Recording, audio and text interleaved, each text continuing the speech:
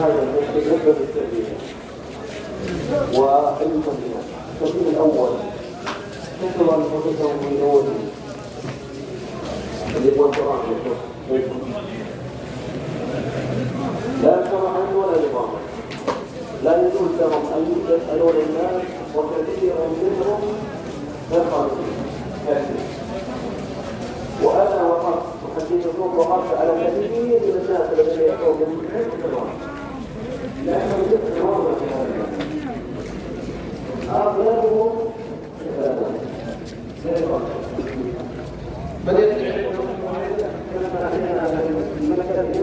وجدنا أنه لبس يده في الداخل وأخرج مثل السنة. وناس يدعون أنهم مرضى وتقاليدهم كلها عند التزوير غير صحيح، يأخذون أموالهم بالباطل.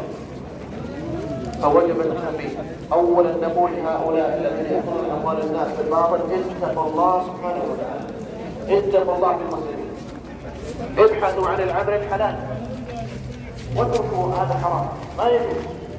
ولا يجوز كذلك أن تعينهم بالعصيان، لذلك هم من الحرام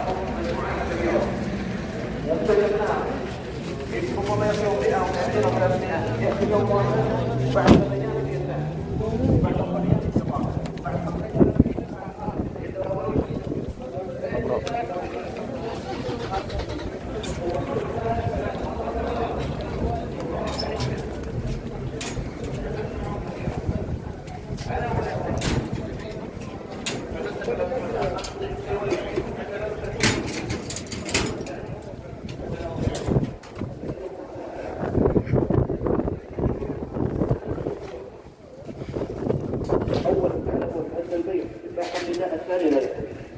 فبيعهم حرام ولا نعينهم ونشتري منهم، وإذا رأيناهم ننصحهم نقول اتقوا الله سبحانه وتعالى. هذا الرجال الإخوة المبكرين ما شاء الله يأتون عندنا هنا ولا يرون هذا الشيء، لكن الإخوة الذين خارج الجامع يرون هذه الأشياء ويبيعون طول الخطبة. طول الخطبة من يوم يدخل الخطيب إلى أن ينتهي وهم يبيعون ويقبلون بعد الصلاة. هل يضركم 10 دقائق أو ربع ساعة تنتظرون ثم بعد ذلك يقبلون إليكم الناس فرادات وجماعات وتكسبون الرزق الحلال؟ فلا يجوز البيع أبدا بعد النداء الثاني. أنتم موفقين ومتعاونين على الخير والتقوى. Bibigyan ka ng 1 to payag ka, 12 oras? 12 oras? Oo. 1 to? Payag ka? Pwede niyo. Sa amin, ito ba? Sabi ko ang basic namin, 750 lang. का तर्जुमा हम बाद में करते हैं। पहला जो हम दो बात उन्होंने हमारे सामने जिक्र किया, एक ये है कि जो पहले आपने देखे हैं कि बंदा कुछ पैसा जमा कर रहे हैं, अंदर ये सब करता है तो ये बहुत बड़ा जुर्म है। खुद अपने आप को जो फंसाना पड़ेगा इस बात की गल करके उसके बाद। और दूसरी बात ये है कि कह रहे कि अजान हो जाने के बाद अब्दुल फैज साहब जब आजाद दे देते हैं इसके बाद कोई बै और फरूख नहीं चलेगा। कोई बै और फरूख जुमा का जो अजान हो जाएगा जुमा के अजान के बाद जायज ही नहीं है। और एक मजहब के लिहाज से इमाम अब्दुल हंबल का राय है कि ये पैसा हलाल ही नहीं है।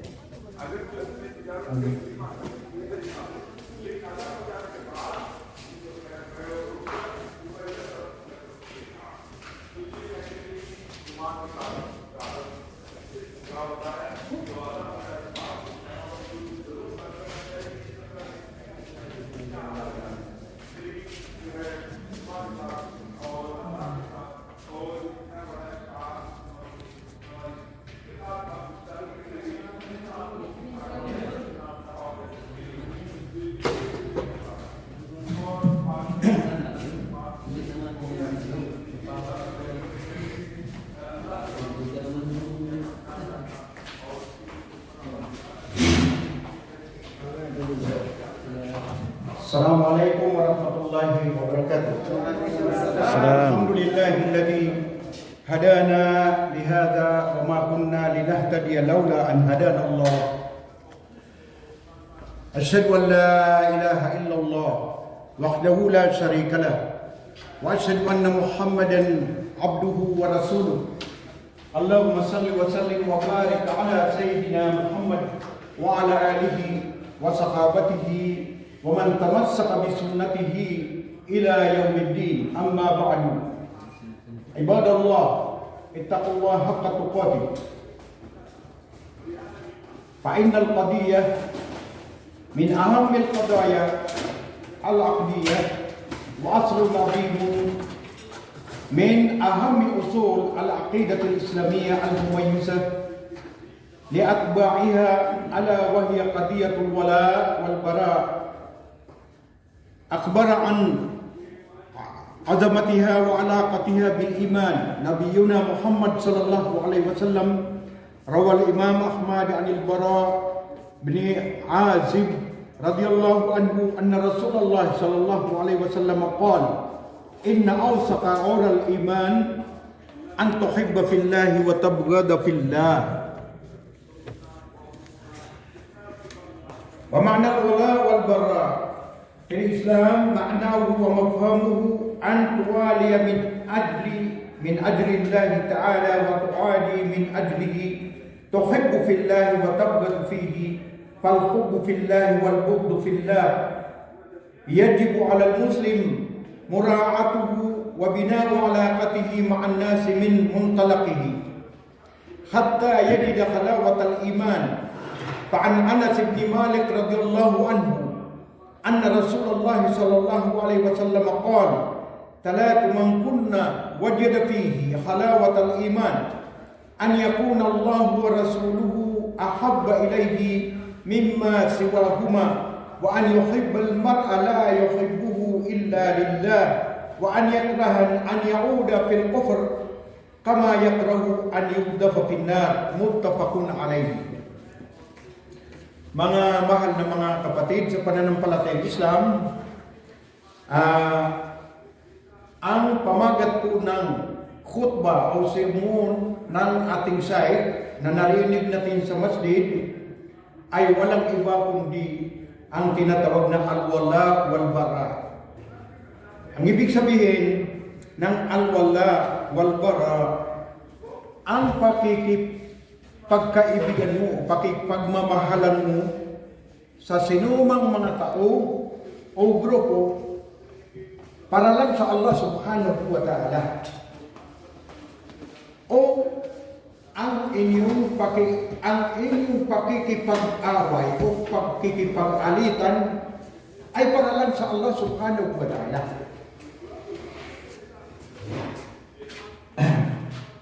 Kaya sinabi ng isang hadith na ayon sa Propeta Muhammad sallallahu alaihi wasallam, ayon sa sinabi ng Propeta Muhammad sallallahu alaihi wasallam, qal: inna awsaqa aural iman, katotohanan, katunayan, ang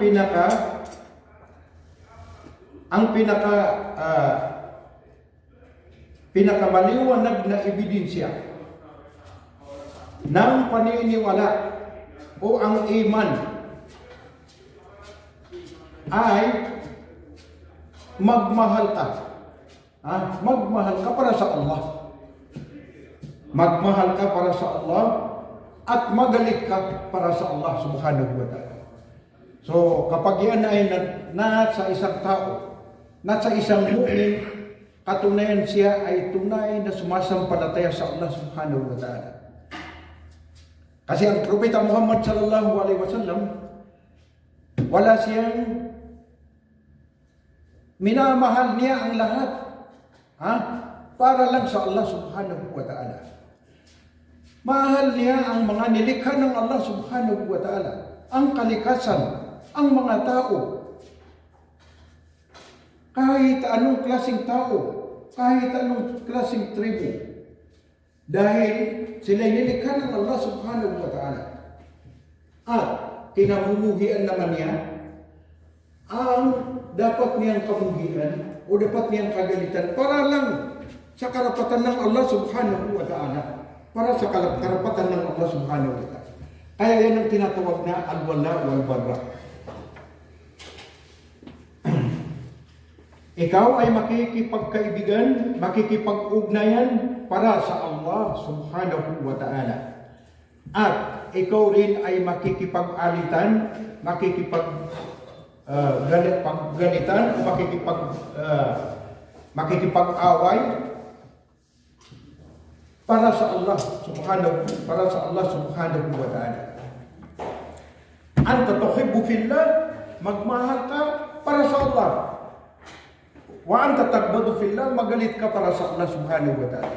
Yan ang original na alituntunin ng pagkatao ng isang Muslim na galing sa Propeta Muhammad sallallahu alaihi wasallam. Sabi ng mga sahaba ng Propeta Muhammad, o si Aisha radhiyallahu anha, si Propeta Muhammad sallallahu alaihi wasallam, lahat ng ang karapatang pagtao na ang mga karapatan niya sa kanyang sarili, na kumbaga ito ay gumagawa ang mga tao ng atraso para sa kanyang sariling karapatan, ay hindi masyadong magalit ang Propeta Muhammad alayhi salatu wasalam. Tulad ng narinig natin, ito ay bagamat hindi sinabi ng Sheikh natin, pero bilang explanation ng kanyang khutbah. Ang isang Hudyo ay tumatapon ng basura, mga maruruming basura, sa harapan ng bahay ng Propeta Muhammad sallallahu alaihi wasallam. Pagkatapos, pag nakita niya ay inaalis niya. Itinatapon niya. At may isang araw na walang naitapon doon na basura. Itinanong niya kung saan ang Hudyo na nagtatapon doon. Narinig niya na ang Hudyo ay may sakit, nagkasakit. At ano ang ginawa ng Propeta Muhammad sallallahu alaihi wasallam? Binisita niya, dinalaw niya ang balay ng Hudyo at saka tinanong niya kung ano ang nararamdaman niya. Ano ang kalagayan niya? At dahil yan mga kapatid sa pananampalatayang Islam, ang Hudyo, hindi siya nagalit sa Propeta Muhammad sallallahu alaihi wasallam, at mula noon ay hindi na tumatapon ng mga basura sa bahay ng Propeta Muhammad sallallahu alaihi wasallam dahil sa magandang pag-ugali ng ating mahal na Propeta Muhammad sallallahu alaihi wasallam. Ang ating pagmamahal sa ating kapwa-tao, mga kapwang nilikha, para lang sa Allah subhanahu wa ta'ala, kailangan alagaan natin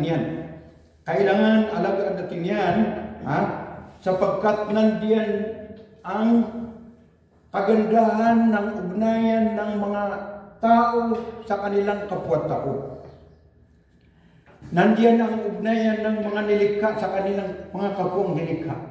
Kahit ang mga hayop, hindi mo dapat apihin, hindi mo dapat pinsalain ang mga hayop, ang mga ibon, na wala kang karapatan, dahil yan ay katuruan ng ating relihiyong Islam at katuruan ng Allah subhanahu wa ta'ala at ang ating mahal na Propeta Muhammad sallallahu alaihi wasallam. Ito si anak Anas bin Malik radhiyallahu anhu. Si Anas bin Malik radhiyallahu anhu, isa pa ang tawag sa kanya ay khadim Rasulullah sallallahu alaihi wasallam.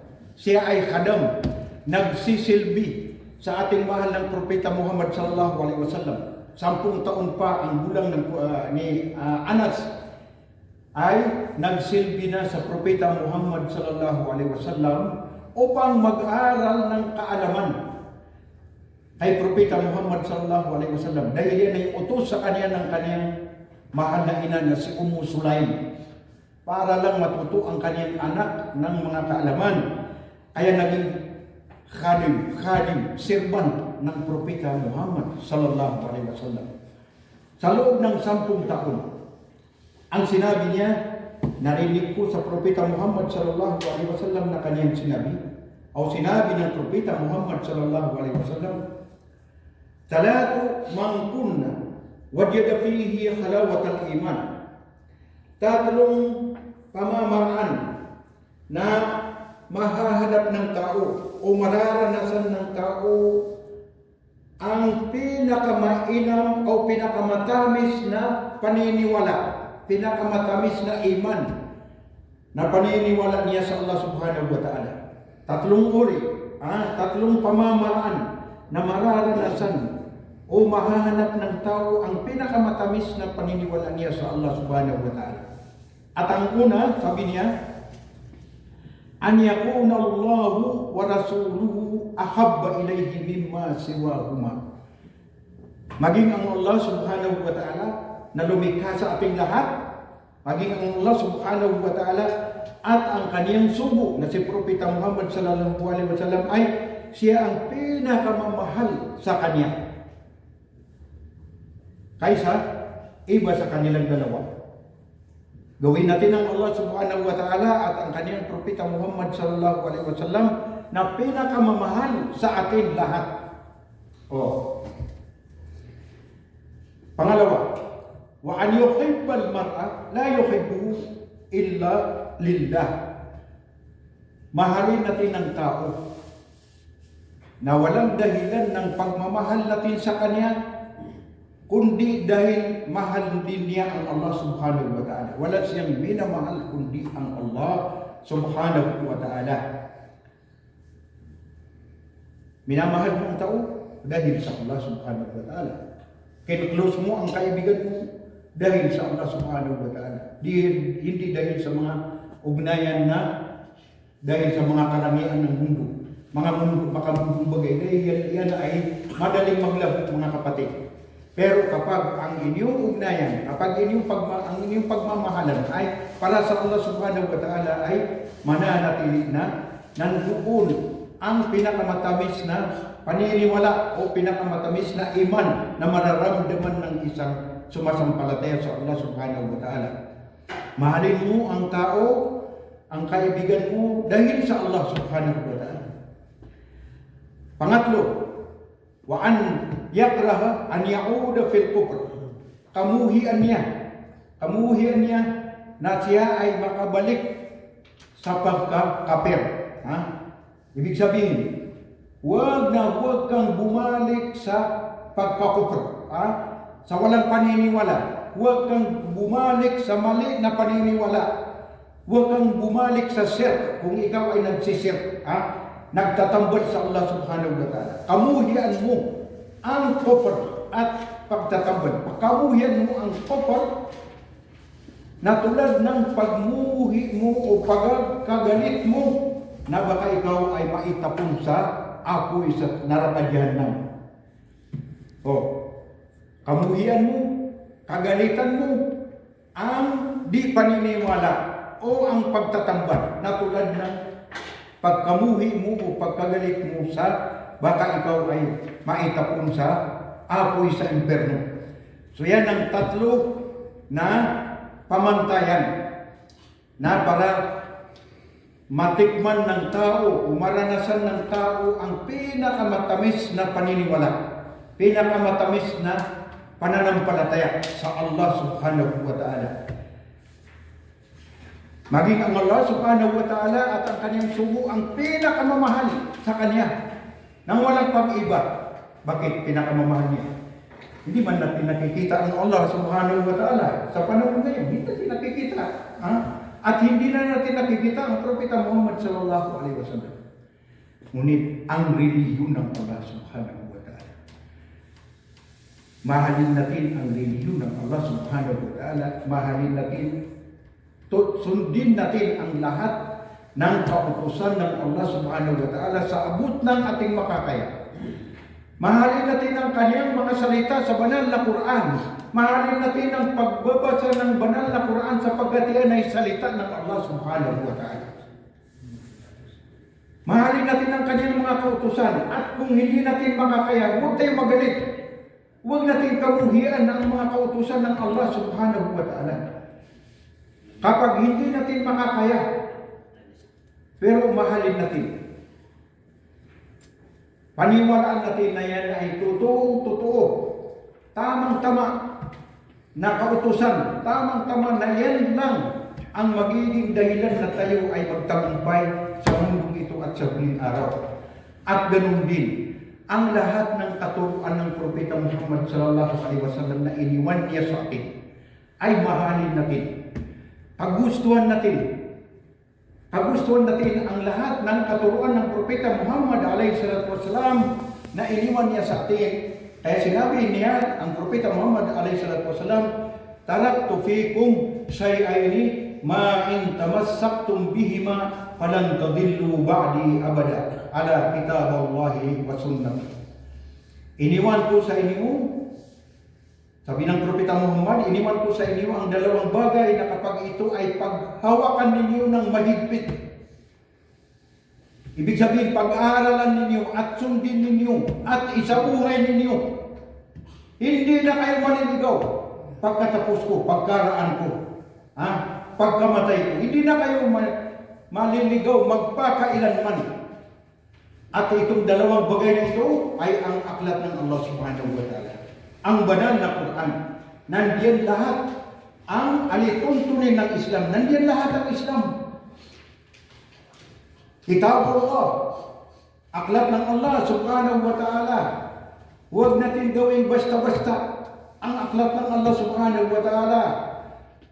Huwag natin gawin na parang music, pinapakinggan lang natin.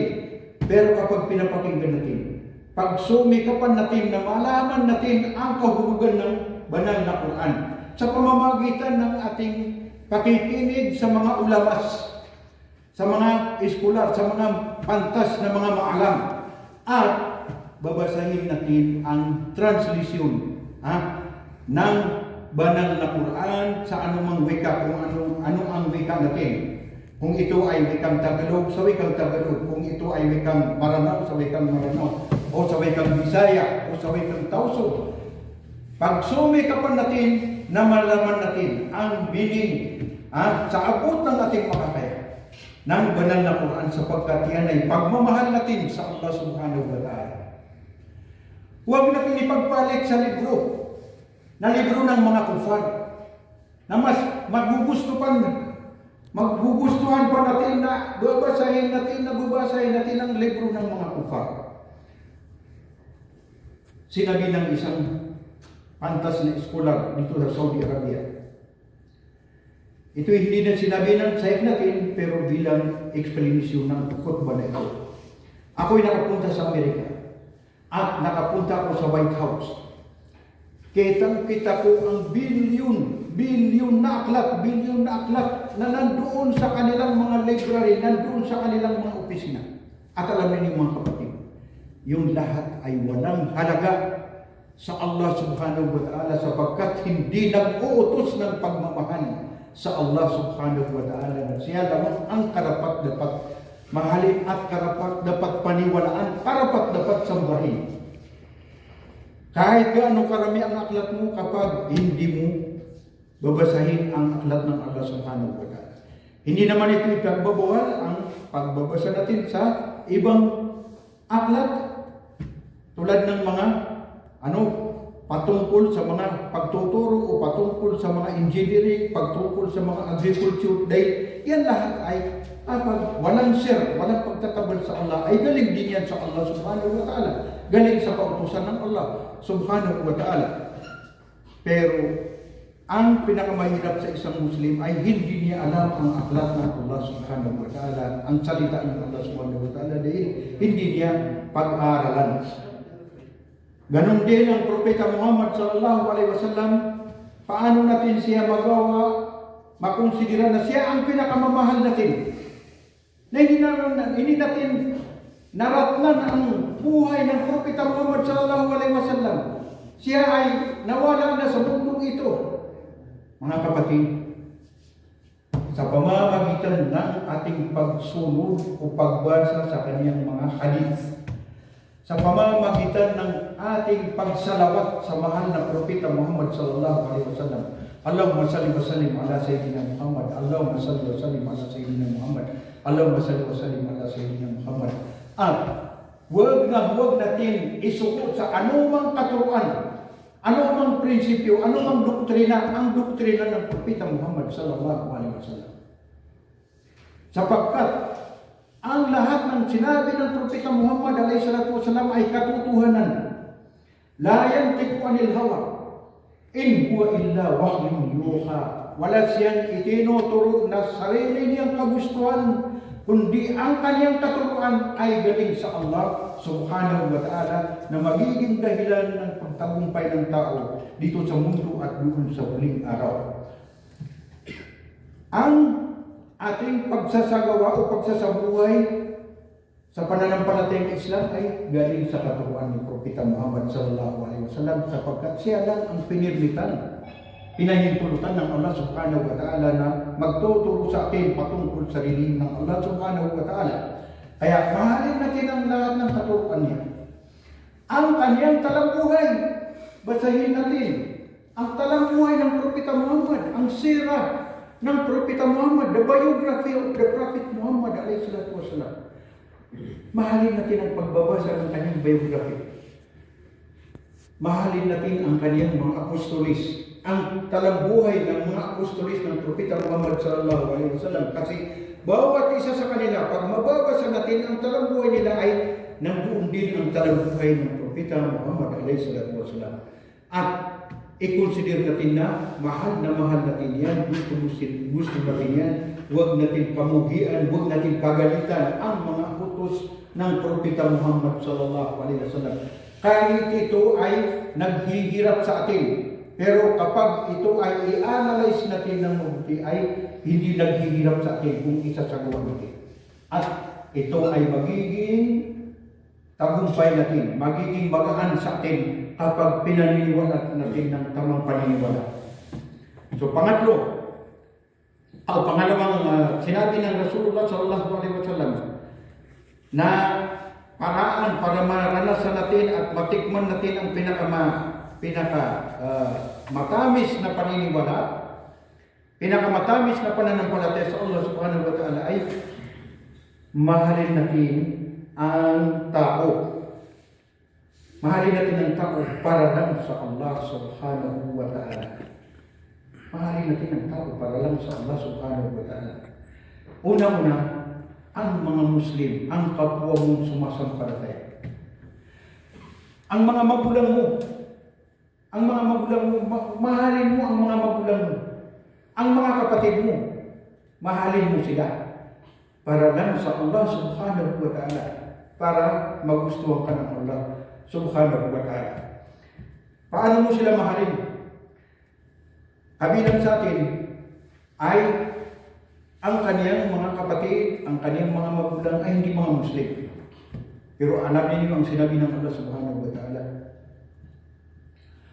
وَوَصَّيْنَا الْإِنسَانَ بِوَالِدَيْهِ حَمَلَتْهُ أُمُّهُ وَهْنًا عَلَى وَهْنٍ وَفِصَالُهُ فِي عَامَيْنِ أَنِ اشْكُرْ لِي وَلِوَالِدَيْكَ إِلَيَّ الْمَصِيرُ.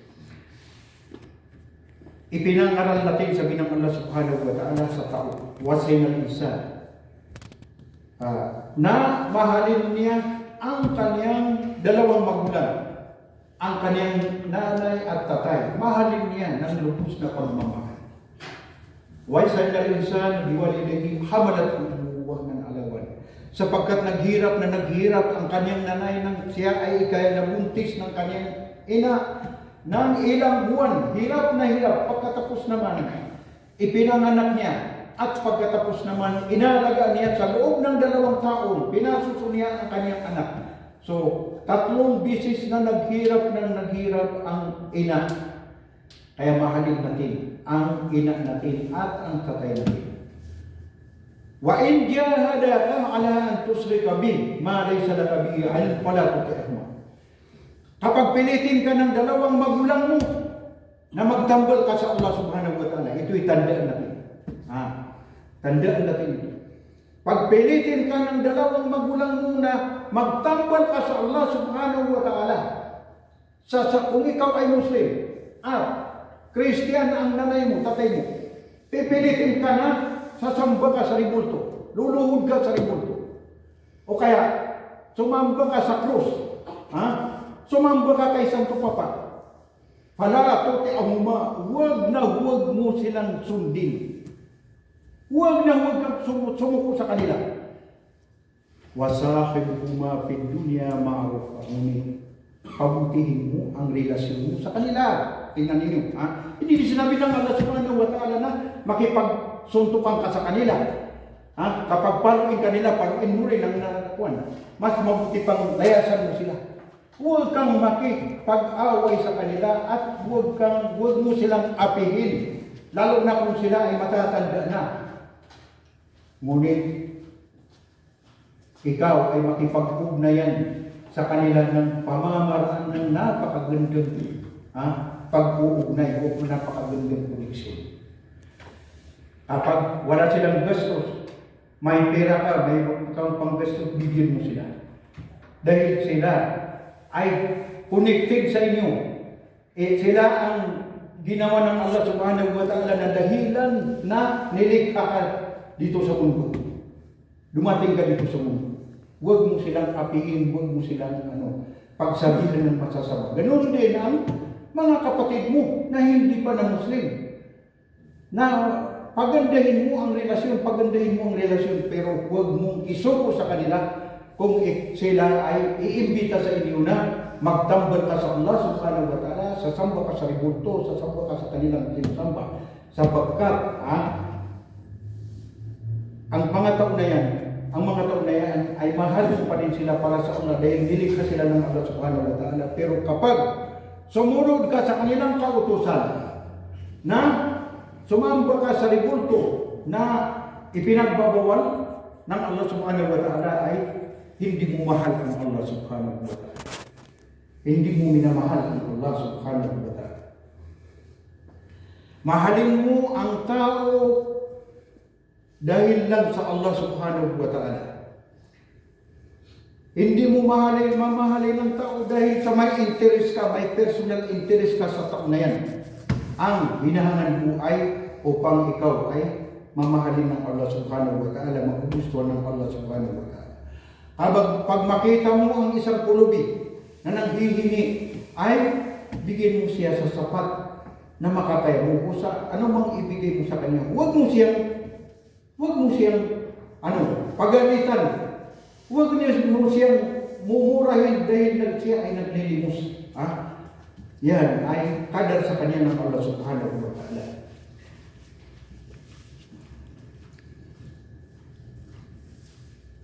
وَإِنْ جَاهَدَاكَ عَلَىٰ أَنْ تُشْرِكَ بِي مَا لَيْسَ لَكَ بِهِ عِلْمٌ فَلَا تُطِعْهُمَا. Kapag pipilitin ka nila na magtambal ka sa Allah, sasamba ka ng ibang sinasamba maliban sa Allah, fala tuti'huma, huwag kang sumunod sa kanila.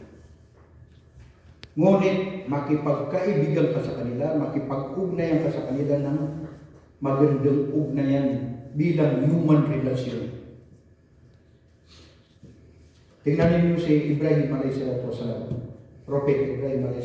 Ang kanyang tatay ay siya ang gumagawa ng mga ribulto sa kanyang pagkapanahon. Bata pa si Ibrahim a.s. Si Ajar ay isang karpentero at eskultura. Ginagawa niya ang mga ribulto para sambahin nila sa kanilang pamayanan. At bata pa si Ibrahim a.s. 10 taon pa ay binabawalan na niya ang kanyang tatay. Tinahatanong niya, mahal kong tatay, bakit ninyo sinasamba ang ribulto?